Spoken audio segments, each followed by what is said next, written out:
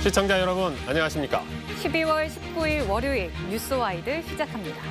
감사원이 문재인 정부의 통계 조작 의혹에 대해 감사하고 있습니다. 통계청과 국토부에서 정책 관련 통계를 조작했는지 들여다보는 건데요. 서해 공무원 피격 사건, 탈북민 북송 등에 이어 또다시 신구 정권이 충돌로 이어질 것으로 보입니다. 네, 자세한 얘기 오승용 킹핀 정책 리서치 대표 그리고 안샘물 변호사와 함께 자세히 나눠보겠습니다. 안녕하십니까? 네, 안녕하십니까? 이번 통계청의 사건을 먼저 우리 오 대표님 좀 정리해 주시죠. 네, 일단 시기적으로 좀 정리를 해야 될 것 같은데요. 2018년에 있었던 일입니다. 2018년 5월에 통계청에서 1사분기 가계 동향 조사를 발표를 하게 되는데요. 이 조사 결과를 토대로 해서 소득 격차 양극화가 사상 최대라는 결과를 발표를 하게 됩니다. 곧바로 문재인 대통령이 반박을 하게 됩니다. 최저임금 인상으로 이 긍정적 효과가 90%에 이르고 있다라는 발표를 하면서 홍장표 경제수석이 관련 통계 내용에 대한 비판과 함께 문재인 대통령의 통계가 대통령 발언이 가구별이 아닌 개인별 분석이라고 이제 해명을 내놓게 됐죠. 그 해명이 이루어진 이후에 황수경 통계청장이 경질되면서 이임식에서 통계가 정치적 도구가 돼서는 안 된다라는 이 임사를 남겼었고, 새로 임명된 강신욱 신임 통계청장이 정책에 좋은 통계 만들어 보답하겠다 이런 발언을 해서 논란이 되었고요. 지금 감사원이 이 당시에 일어났던 일들을 들여다보겠다라는 그런 상황입니다. 네, 이번 감사원의 감사를 놓고 여야 공방이 지금 치열합니다. 먼저 여야의 입장부터 한번 듣고 오겠습니다. 통계 조작은 점수 조작이나 성적 조작 못지않은 중대 범죄 행위이자 국기문란 행위입니다. 지난 정권의 통계 조작의 전모를 파헤쳐서 불법이 있다면 엄중한 처벌을 하여야 할 것입니다. 감사원이 이번에는 문재인 정부가 주택가격 관련 통계를 왜곡한 것처럼 언론 플레이를 하는 치졸한 행태를 보이고 있습니다. 윤석열 정부는 감사원을 통한 여론 조작, 정보 조작 행위를 멈추십시오. 네, 고민정 최고위원이 통계 조작은 없었고 체계 개편이었다 이렇게 얘기를 하고 주호영 원내대표는 또 조작이다라고 말을 했는데 어떻게 보십니까? 일단 판단은 시청자 여러분께서 하셔야 될 것 같은데 제가 가계 동향 조사가 어떻게 이루어지는지 두 가지 쟁점을 설명을 드리도록 하겠습니다. 우선 가계 동향 조사는 총 9,000가구를 대상으로 합니다. 3,000가구 단위로 3개의 집단이 있고요. 그것을 매년 3,000가구씩 샘플을 교체해 가면서 새로운 이제 이 패널들을 포함시켜서 가계 동향 조사를 하게 되는데, 이때 당시에 보통 3,000가구씩 1년에 교체를 하는데 한꺼번에 6,000가구가 교체돼서 조사를 했다는 것이 첫 번째 쟁점입니다. 그것이 의도성이 있는 것인가에 대한 부분들이 좀 조사를 통해서 밝혀져야 될 것 같고요. 두 번째로 가계 동향 조사는 말 그대로 가구 단위의 조사라고 할 수가 있습니다. 가구 단위 소득에는 보통 근로소득이 있고 그다음에 사업소득도 포함되고 재산소득, 우리가 부동산을 처분하거나 했을 때 또 이전소득, 이런 4가지 요소로 구성이 돼 있다는 거죠. 그리고 이 가구 소득을 통해서 소득이 얼마나 균등하게 배분되는가를 조사하는 것이 가계 동향 조사의 기본적인 취지라고 할 수 있을 것 같은데요. 이 조사 결과를 토대로 해서 통계청에서 1사분기에 소득격차 양극화가 사상 최대라는 결과를 발표했던 거고, 이것을 당시 보건사회연구원의 강신욱 연구위원이 이것을 약간 새로 보정을 했다라고 이제 표현을 했는데요. 그 보정을 어떻게 했냐면은 이걸 가구가 아니라 개인 단위로 이렇게 보정을 해서 발표를 했다는 거죠. 그러면 어떤 문제가 발생하냐면 개인 단위 근로소득의 증가만을 통해서 소득의 증가 여부를 보려면 근로소득만 계산해야 되는데 여기에 사업소득, 재산소득, 이전소득이 다 포함된 것을 개인 단위로 나누기만 했다라는 거죠. 그러면 이것은 통계적으로 정확하지 않을 수 있다는 겁니다. 이것을 보는 이에 따라서 조작이라고 볼 수도 있고 보정이라고 볼 수도 있을 것 같은데 판단은 시청자 여러분께서 하셔야 될 것 같습니다. 네, 안 변호사님. 안 변호사님 보시기에 그러면 아까 주호영 원내대표는 이걸 조작이라고 했고 야당에서는 그냥 왜곡하고 있다라고 표현을 했단 말이에요. 이 조작이라고 하면은 조작은 불법인가요? 어떻습니까? 네, 조작은 명백하게 불법입니다. 통계법 제39조 제1항 5호에서 통계 자료를 고의적으로 조작한 자에게 3년 이하의 징역 또는 3천만 원 이하의 벌금에 처한다고 명시하고 있어서 만약 통계 자료를 고의적으로 조작했다면 명백한 불법 행위입니다. 그러면 조작이 아니고 그냥 이 판을 조금 자기들 입맛에 맞게 변경을 했다면 그건 문제가 안 되나요? 네, 통계법 제39조에서 그와 같은 사유도 규정하고 있는데요. 같은 제1항 제5호에서 통계 작성 기관에서 통계의 작성 또는 보급을 위하여 수집, 보유 또는 관리하고 있는 조사표 등 기초 자료를 정당한 사유 없이 변경 또는 말소하는 경우에 마찬가지로 3년 이하의 징역 또는 3천만 원 이하의 벌금에 처한다고 명시하고 있습니다. 그러면 정당한 사유만 있다면 문제가 안 되는 건가요? 저는 그렇게 보고 있습니다. 표본을 어떻게 잡느냐에 따라서 결과가 달라지는 것이 통계학의 한계이고 그런 통계 자료를 더 적극적으로 생산해달라고 하는 것은 정부 정책을 뒷받침하는 통계청에 정부로서는 충분히 요구할 수 있는 것이라고 생각됩니다. 네, 정당한 사유에 대해서 말씀을 해주셨는데 그러면 이 문재인 정부 전에도 이런 비슷한 사례들이 좀 있었을까요? 어떻습니까? 일단 뭐 통계청의 독립과 관련해서 정치적인 논쟁, 논란이 있었던 적은 있었습니다만은 이제 이번 사안의 경우는 아주 구체적인 통계 수치와 관련된 거라고 할 수가 있다라는 거죠. 앞서 제가 말씀을 드렸듯이 쟁점은 크게 두 가지인데 예컨대 이제 샘플 단위가 바뀌었다라는 거죠. 보통 3,000가구 샘플군만 바뀌게 되는데 한꺼번에 6,000가구 샘플 단위가 바뀌었다라는 것이 첫 번째 쟁점이고 그것이 과연 어떤 특정한 의도와 관련돼 있는가를 밝혀야 되는 것이고요. 두 번째로는 권신욱 후임 통계청장이 보건사회연구원 재직 시에 이걸 개인 단위로 보정을 해서 했는데 그렇다면 사업소득, 재산소득, 이전소득은 빼고 근로소득에 한해서 계산을 해서 발표를 해야 정확한 통계인데 사실은 이 가계동향조사는 이걸 전부 통합해서 조사하는 것이기 때문에 애초에 분리할 수가 없다라는 겁니다. 그 말은 다시 말씀드리면 개인 단위로 이걸 나누어서 발표할 수가 애초에 없는 샘플이라는 거죠. 그러면 어떤 의도로 이걸 보정을 했을까에 대해서 납득할 만한 설명이 있어야 된다라는 거죠.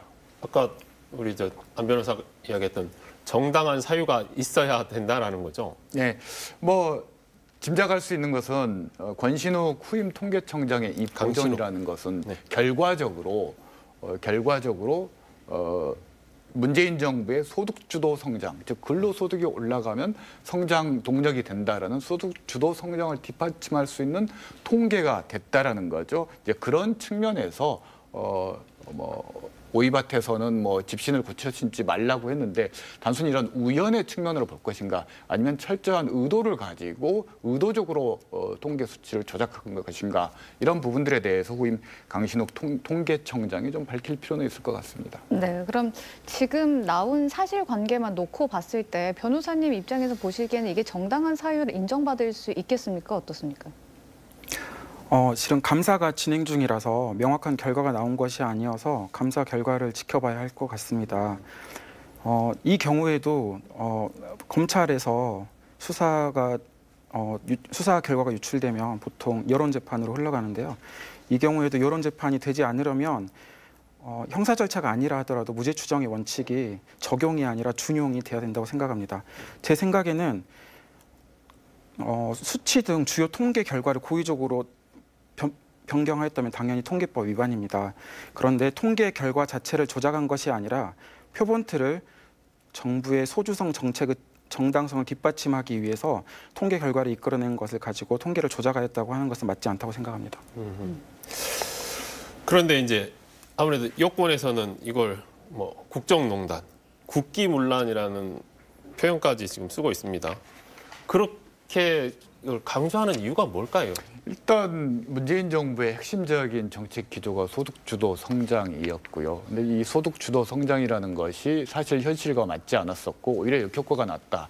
말은 소득주도 성장이었지만 실질은 통계주도 성장에 불과했다라는 것들을 이런 감사를 통해서 밝히고 싶은 이것이 이제 문재인 정부의 이른바 국민의힘판 적폐청산 작업의 일환이다라고 봐야 될 것 같습니다. 근데 이제 이런 부분들이 단순히 이제 기존 기존의 문재인 정부와 관련된 과거 정부와 관련된 수사들은 대부분 어떤 범죄라든지 비리와 관련된 수사가 중심이었는데 이건 이제 정책과 관련된 수사라는 거죠. 결국은 5년간의 문재인 정부 전체에 대한 평가와 연관된 문제, 과거 정부와의 확실한 단절 평가 이렇게 접근하는 것이라고 봐야 될 것 같습니다. 네. 그러면 지금 뭐 통계청장 소환 조사하고 뭐 이 정도가 끝은 아닐 것 같은데 일단 감사원에서 황수경 이전 통계청장이죠. 네. 조사를 했고 황수경 전 통계청장의 경우에는 정치적 외압이 작용했다라는 취지로 전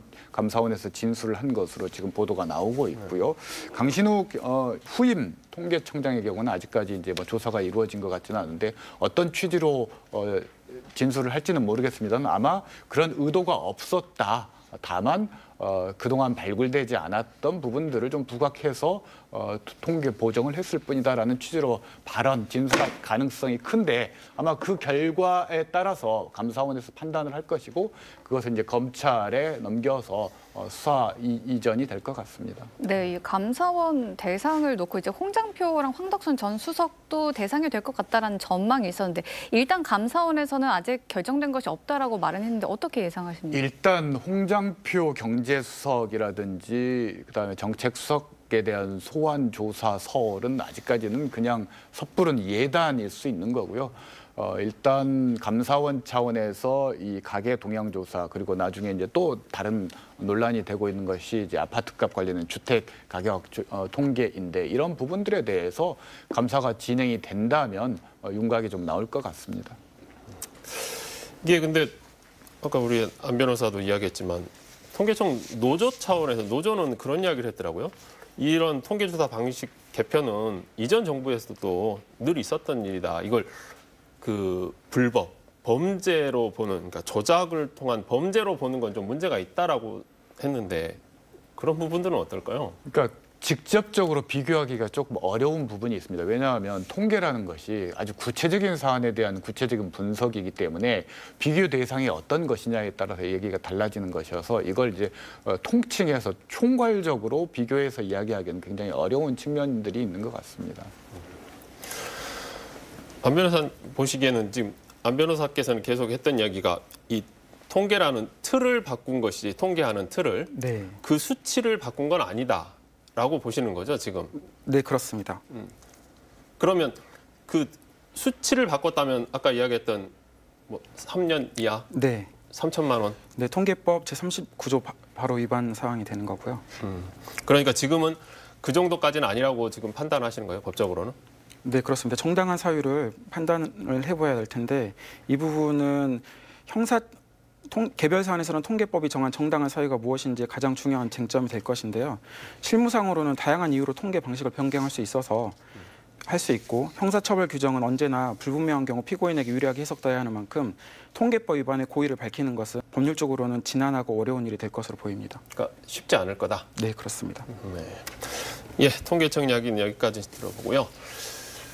민주당이 박지원 전 국가정보원장의 복당을 승인했습니다.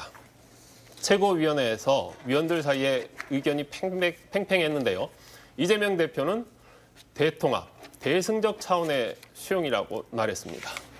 오 대표님, 이 대통합, 대승적 차원의 수용이라 어떤 의미로 받아들여야 될까요? 일단 지금은 민주당이 정권을 내준 상황이고 또 이재명 대표가 사법 리스크로 어려움을 겪고 있는 상황입니다. 여러 가지로 당 안팎으로 단결이 필요한 상황이어서 이재명 대표가 표현했듯이 한 사람 한 사람 그동안 다소간의 이견이 있었더라도 또 다른 길을 걸었더라도 윤석열 정부에 반대하는 역량들을 결집해야 될 시기라는 측면에서 아마 그런 발언을 했던 것으로 보입니다. 네, 뭐 사실 그 전에 박지원 전 원장이 계속 이재명 대표를 두둔하는 발언들을 해오면서 이제 차기 뭐 비대위원장 뭐 여러 가지들을 좀 염두에 둔 것 아니냐라는 얘기가 있었는데 좀 메시지가 통했다라고 보시나요? 어떻게 보시나요? 일단 뭐 차기 비대위원장설은 본인의 생각인지는 알 수 없습니다만 전제가 있어야 되죠. 이재명 대표가 권위되는 상황이 와야 된다는 건데 그건 알 수 없습니다. 그래서 차기 비대위원장을 염두에 두고 복당한다라는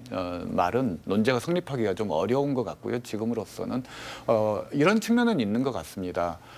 지금 서해 공무원 피살 사건과 관련해서 박지원 전 원장이 검찰에서 소환 조사를 받은 상황이고요.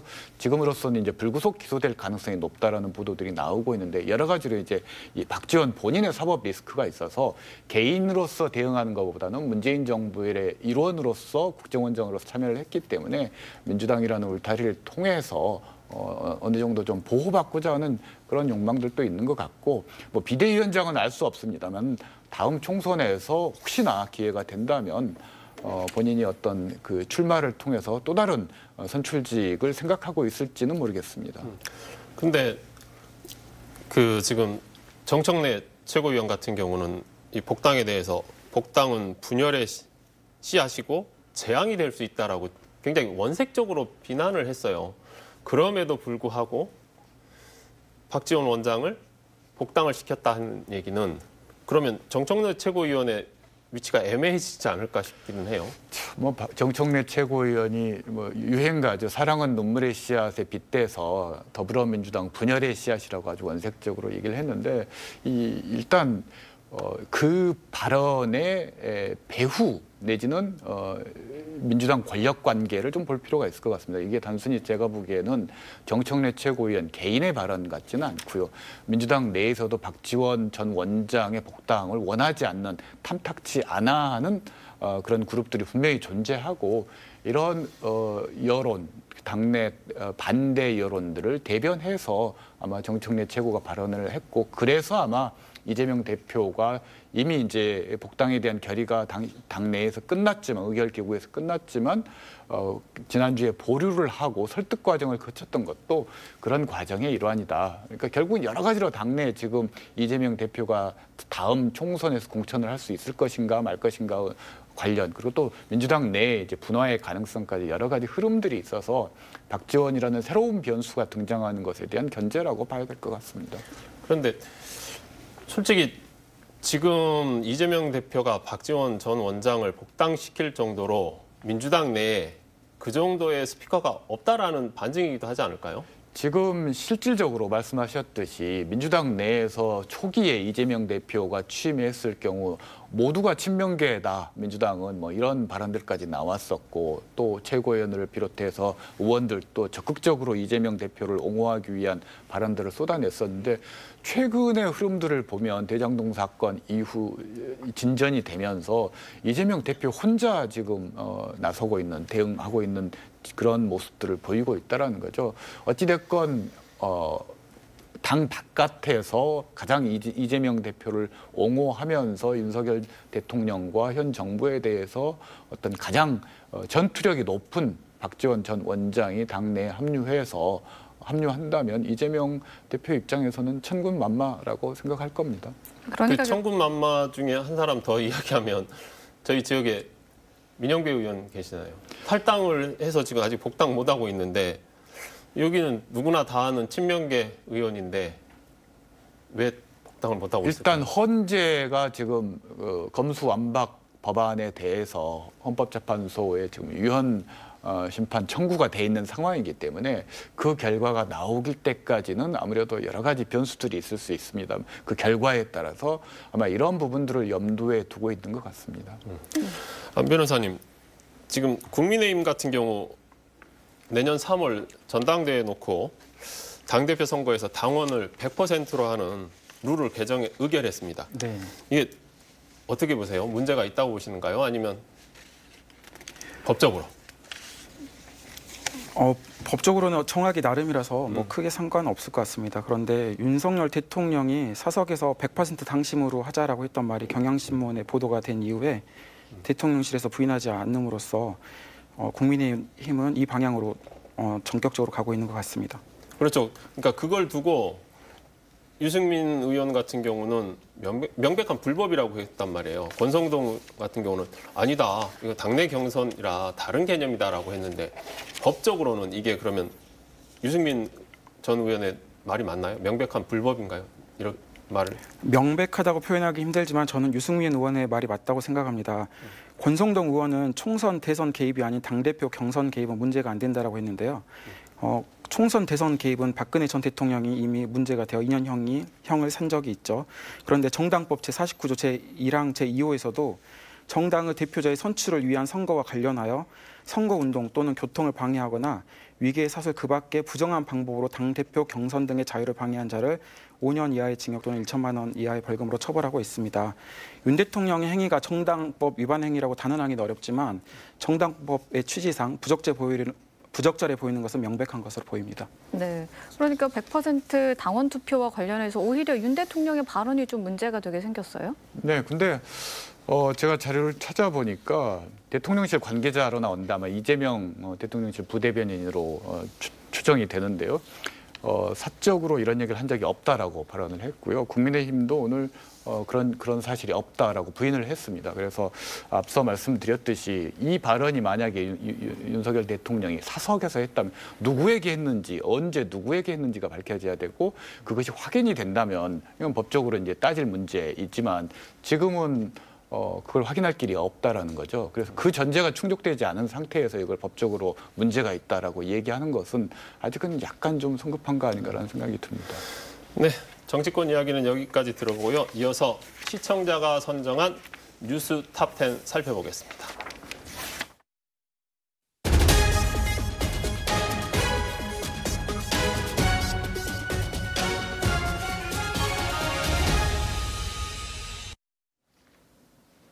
뉴스 톱10입니다. 윤석열 대통령의 국정수행 지지율이 6개월 만에 40%를 넘어섰습니다.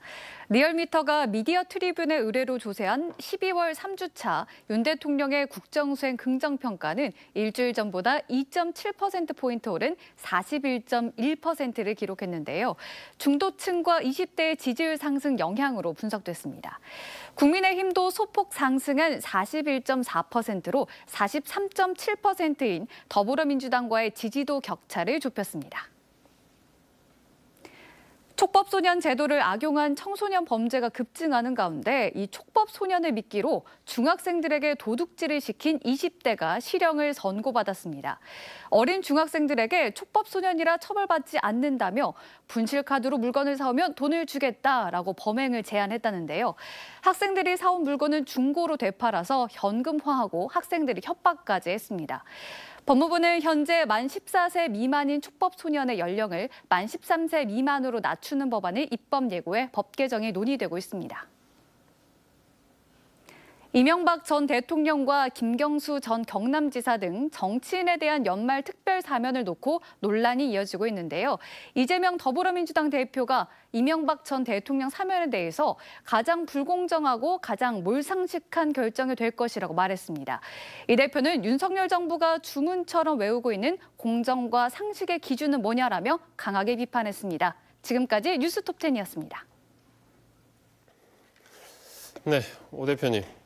이 지금 우리 윤석열 대통령의 지지율 상승 원인은 뭘까요? 일단 상승이라기보다는 정상화라고 표현하는 게 더 적절할 것 같고요. 본인의 그 대선 당시의 득표율을 향해서 이제 가고 있는 과정이고 이것이 복원된 이후에 좀 판단해볼 문제라고 할 수 있을 것 같은데 다만 지지층 결집을 위해서 최근에 좀 긍정적인 호재들, 그러니까 보수층이 보기에 긍정적인 호재들은 몇 가지가 좀 있었던 것 같습니다. 대표적인 것이 이제 화물연대 파업 과정에 대한 부분들이고 또 하나는 지금 문재인 정부와 관련된 수사, 진척 뭐 이런 부분들이 보수층에게는 기존에 이제 그 기대를 충족시켜주는 어떤 결과물로 받아들여지고 있는 것 같습니다. 네. 보수층이야 그런다 치는데 보면 중도층이나 20대에서도 지지율이 좀 오르고 있단 말이죠. 이거 화물연대 파업에 대한 부분들이 그 부분이 이제 상당히 긍정적으로 작용하고 있는 부분들인데요. 사실 20, 30대 청년들에게 있어서 이른바 이 노동 문제, 취업 문제와 관련해서 세대 갈등이라는 부분들이 좀 존재하고 있습니다. 즉 50대, 60대가 일자리를 차지함으로써 정년을 연장하려는 시도를 함으로써 청년들이 진입하기가 어려워지고 있다는 것이 이른바 이 일자리를 둘러싼 세대 갈등의 핵심인데 그래서 아무래도 이 조직 노동에 대한 20, 30대의 어떤 태도라고 할까요? 이런 부분들은 좀 이걸 긍정적으로 보지 않는 측면들이 많아서 중도 그리고 20, 30대 청년층을 중심으로 약간 민심이 좀 이동한 측면들은 있는 것 같습니다. 그러니까 20, 30대 젊은 친구들은 화물연대 파업을 자기 밥그릇을 더 키우려고 하는 그런 부정적으로 봤다는 얘기인 건가요? 네, 그런 측면들이 특히나 이제 20대, 30대 남성 쪽에서 이제 그런 부분들이 나오는 것들을 보면 그렇게 짐작할 수 있는, 추정할 수 있는 요인이 있는 것 같습니다. 네, 그럼 이렇게 강경 대응으로 지지율 상승을 이끌었다 보니까 앞으로도 이런 기조는 좀 계속되겠죠? 일시적인 건데 이게 이제 약이 될 수도 있고 독이 될 수도 있는 건데 이번에 성공했다고 해서 이제 노동, 교육 개혁까지 인기가 없더라도 흔들림 없이 추진하겠다고 발언을 했지 않습니까? 이건 역대 어느 정권도 성공하지 못했던 굉장히 어려운 이해가 첨예하게 지금 얽혀 있는 부분인데 이걸 화물연대식으로 밀어붙였을 때 아마 저는 독이 될 수도 있다고 봅니다. 이제 좀 다른 이야기 해보죠. 안 변호사님, 그 촉법 소년들에게 절도를 시킨 20대가 실형을 받았다는데 실제로 성인이 이렇게 촉법 소년들을 악용하는 사례가 있나요? 네, 실제로 이런 사례가 많이 있습니다. 특히 경제적 능력이 부족한 촉법 소년을 공범으로 이용하는 경우가 많은데요.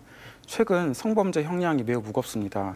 이런 점을 이용해서 미성년자 여자아이들을 성인 남성과 함께 모텔로 유도하고 들어가자마자 협박하는 사안, 저희는 이런 걸 호구잡이라고 그러는데 이런 사안에서 미성년자 성범죄로 고소를 하는 미끼로 자주 이용하고 있습니다. 네. 그럼 지금 이제 이번 사례를 보면은 이제 어쨌든 중학생들에게 범죄에 가담하라라고 해서 이제 중학생 친구들이 이제 가담이 된 상황이잖아요. 네. 이럴 경우에는 처벌을 어떻게 받나요? 역시 촉법소년이어서 좀 제외가 되나요? 어떻게 되나요? 네, 그렇습니다.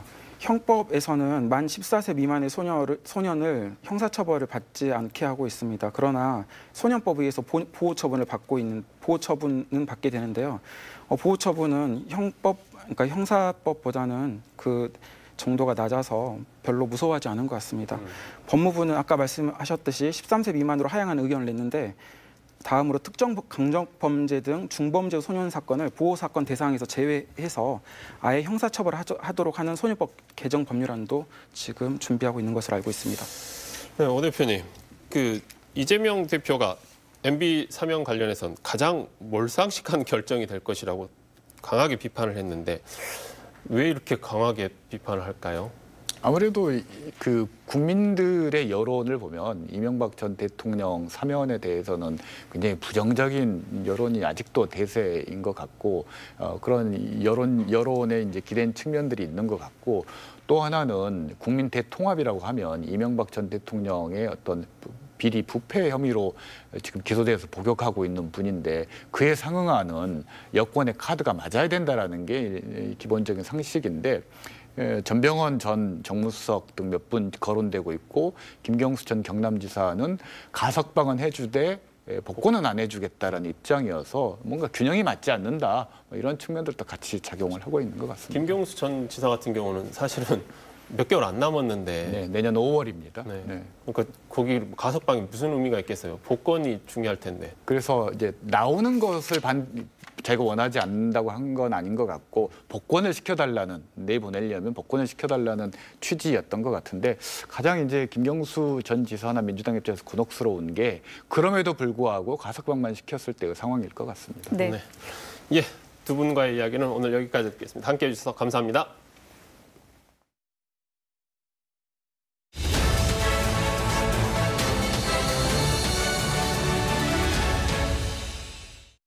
서울광역방송센터입니다. 여의도 초대석 정치구단 박지원 전 국가정보원장과 함께 정치권 현안 이슈 짚어보겠습니다. 원장님 어서 오십시오. 네, 안녕하세요.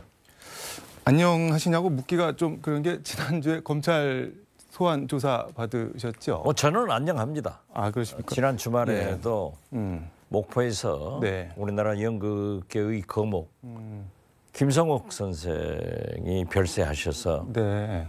그 상가에 다녀왔습니다. 그러니까 이번 달에는 네. 광주, 전남을 연속 3번 매주 갔다 오셨네요, 네. 주말에. 그거 안녕하니까 그렇죠. 아, 안녕하신 거죠? 네, 그렇죠. 근데 그날 예. 목포에서 올라오면서 어제 네. 눈 많이 왔잖아요. 네, 네. 역시 KTX가 최고예요. 편하기는 KTX가 최고다. 이만큼 안녕하면 됐잖아요.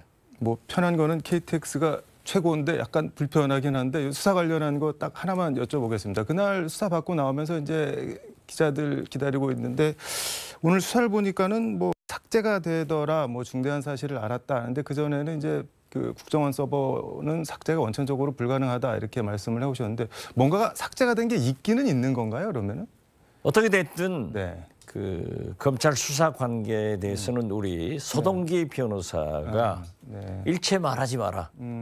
왜냐하면은 그 내용을 얘기를 하면은 네. 다른 분들도 있잖아요.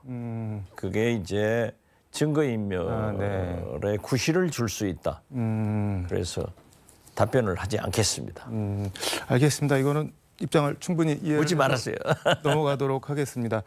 지난 금요일 그 민주당 최고위원 회의에서 그 원장님 복당 신청한 건이 논의가 된 모양인데 보류가 나왔는데 정청래 최고위원이 세게 반대를 한 모양인데 글쎄요, 뭐 오비 일합격으로 저하고 가장 가깝게 지내는 박영선 네.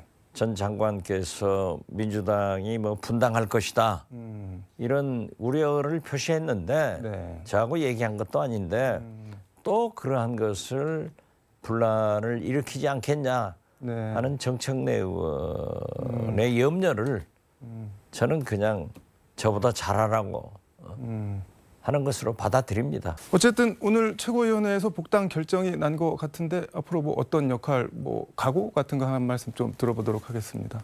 우선 결정해 주신 이재명 대표와 지도부, 민주당 의원님들, 당직자들, 네. 당원들에게 감사의 말씀을 드립니다. 저에게 네. 염려하는 일이 없도록 민주당이 성공할 수 있도록 돕고 당면한 문제인 이재명 대표의 탄압을 이길 수 있도록 저도 노력을 하고 결국 내후년 총선과 다음 정권 교체를 반드시 민주당이 이루어낼 수 있도록 이 박지원의 모든 것을 바치도록 노력하겠습니다.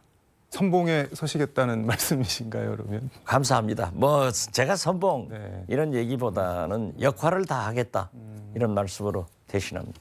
알겠습니다. 그러면 이제 뭐 향후 어떻게 되는 건가요, 그럼? 같이 해야죠. 지금은 네. 힘을 다 뭉쳐서 네. 지금 야당 탄압에 대해서 지금 문재인 용공, 네. 이재명 비리로 융단 폭격이 내리고 있잖아요. 여기에서 민주당이 다 단합해가지고 네. 이걸 극복해 나가야 되는 거고 특히 이재명 대표도 네. 그러한 것이 필요하지 않겠느냐 단합하고 네. 승리하는데 벽돌 하나라도 놓는 역할을 하겠다 이렇게 말씀드립니다. 알겠습니다. 이 얘기는 여기까지 하고 야당 탄압 뭐 말씀을 해주셨는데 이재명 대표가 그 뭐 본인하고 본인 주변 둘러싼 검찰 수사에 대해서 대한민국 검찰이 모두 달려들고 있는 것 같다. 뭐 지금은 뭐 견딜 수는 있지만 힘든 건 사실이다. 뭐 이렇게 얘기를 했는데 어떻게 보셨나요? 당연하잖아요. 지금 김만배 네. 씨가 260억을 숨겨놨다가 네. 그게 발각됐더라고요. 네. 아 그게 이재명 대표 집에서 나왔습니까? 이재명 대표가 가지고 있던 겁니까? 그 전혀 관계없는 것도 다 이재명 하니까 네. 좀 화가 나겠죠. 그리고 그러한 것을 다 연결해서 네. 이재명 대표한테 직접적인 또는 간접적인 포화를 내리는 것은 옳지 않다. 저는 그렇게 봅니다. 이재명 대표는 이 검찰 수사 인식을 기득권과 본인이 이제 쭉 싸워왔는데 그 본인이 깨트리려고 하는 어떤 잘못된 기득권이 저항을 해서 본인을 탄압을 한다 이렇게 인식을 한 것 같은데 동의를 하시나요? 그런 인식에 아니면 약간 뭐 당연히 그렇게 생각하잖아요. 뭐 자기 자, 편 예. 그의 정치적 동지라고 하는 네. 정진상, 김용 이 두 분이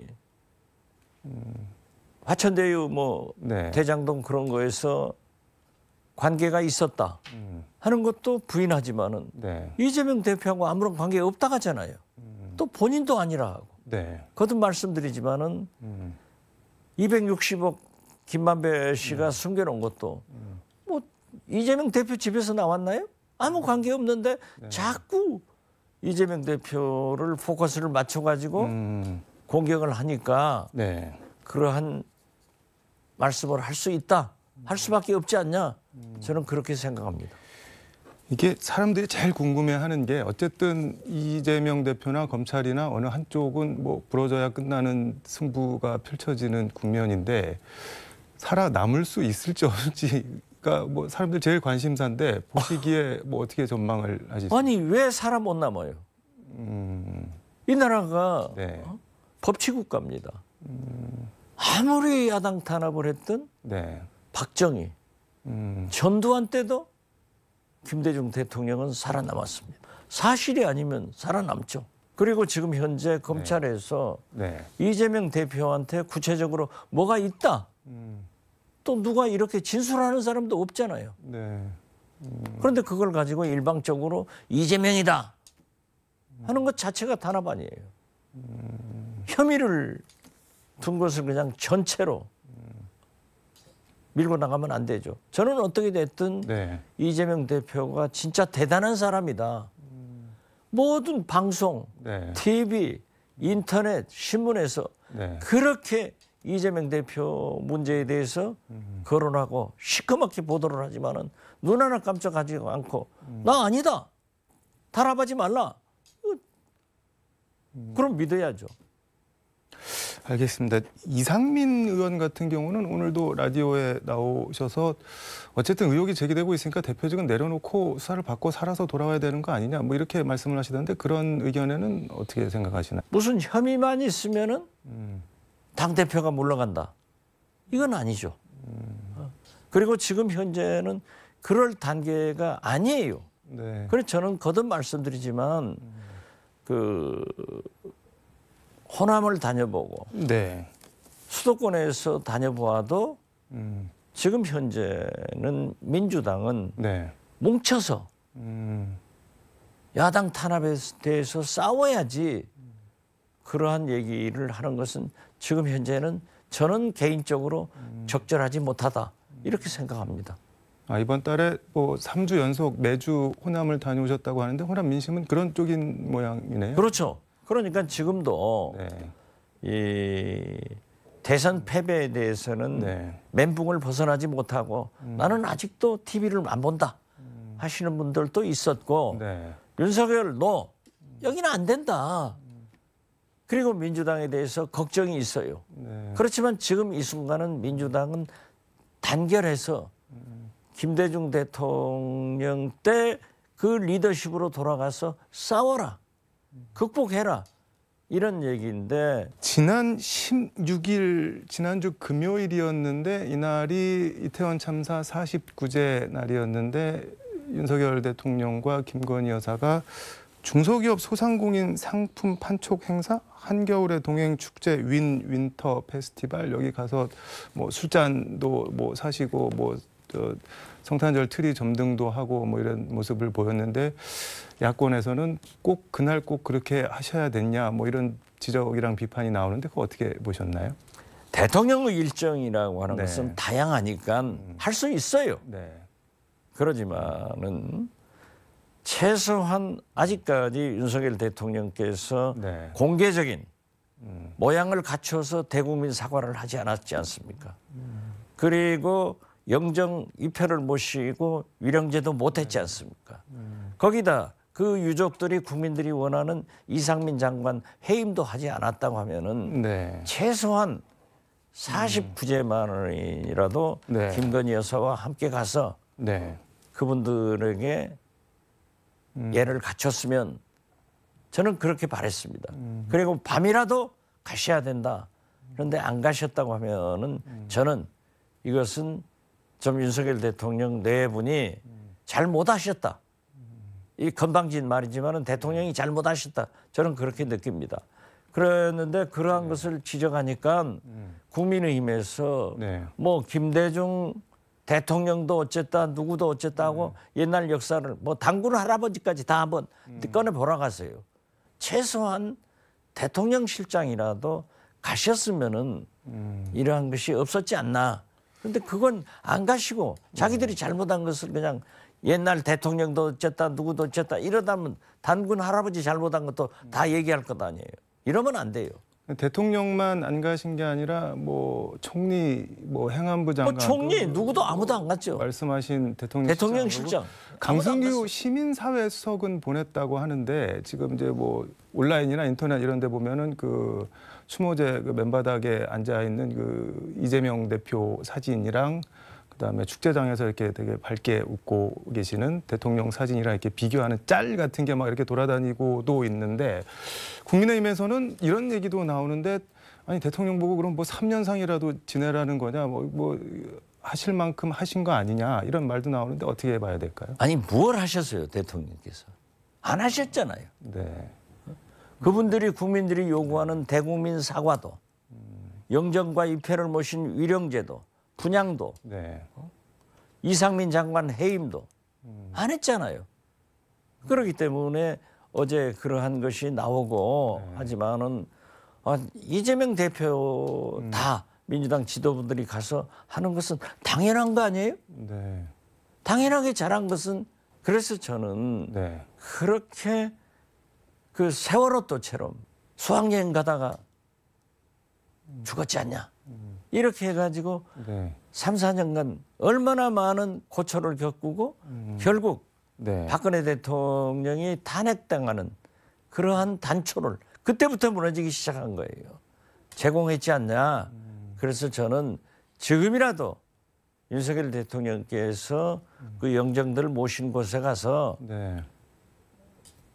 조의 표하고 또 대국민 사과하고 그리고 이상민 장관 해임하고 국정조사가 차질 없이 이루어지도록 말씀하시면은 네. 좋겠다. 저는 그렇게 말씀드립니다. 알겠습니다. 요거는 약간 해프닝 같기도 한데 그 대통령 명의 선물을 보내면서 외국산 농산물로 뭐 구성된 뭐를 보내갖고 윤준병 의원 같은 경우는 뭐 농민 열받게 하려고 일부러 그런 거냐 뭐 이렇게 원색적인 비난도 쏟아지는데 일각에서는 이걸 어떻게 보셨나요? 제가 김대중 대통령을 모실 네. 때는 그러한 선물을 네. 대통령께 보여드려서 이런 것으로 하려고 그럽니다. 하면은 대통령께서 뭘 또 지적을 해 주시든지 결정을 해 주셔요.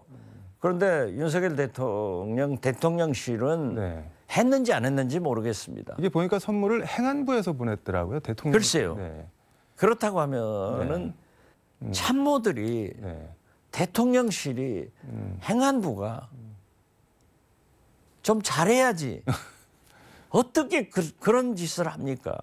안 그래도 우리 농산물 네. 농민들이 지금 고초를 겪고 있는데 그런 일을 하니까 대통령이 욕먹는 거예요. 만약에 대통령이 결정했다면 그건 대통령도 잘못이지만은 네. 밑에 참모들이 좀 제발 잘해줬으면 좋겠다. 그 일 가지고 왜 대통령이 네. 비난을 받고 욕을 먹어야 됩니까? 그래서 저는 행안부 장관이나 총리나 대통령실장은 대폭적으로 개편을 해서 새로운 비전으로 나가자 하는 것을 거듭 말씀드립니다. 이렇게 해가지고는 네. 망해요. 안 돼요. 아니 근데 저는 개인적으로 궁금한 게 뭐 대통령실이든 행안부든 뭐 이런 선물을 뭐 추석, 설, 뭐 연말 연시 등등해서 한두 번 보내본 게 아닐 텐데 이 왜 이런 일이 글쎄요. 그러니까 네. 진짜 웃을 수도 없고 울 수도 없잖아요. 어떻게 네. 외국 농산물 가공식품을 보내냐고요. 우리 농산물이 얼마나 많은데 그 네. 농어민들이 얼마나 어려움 속에 있는데 대통령도 그렇고 네. 그 참모들도 행안부 장관도 그 국민의 어려움을 쓰다듬는 그런 사랑의 정신이 있어야지 그냥 아무거나 쭉 보내버리고 그러면 안 되죠. 알겠습니다. 오늘 말씀은 여기까지 듣도록 하겠습니다. 고맙습니다. 네, 감사합니다. 네, 지금까지 서울광역방송센터에서 박지원 전 국정원장과 함께 전해드렸습니다.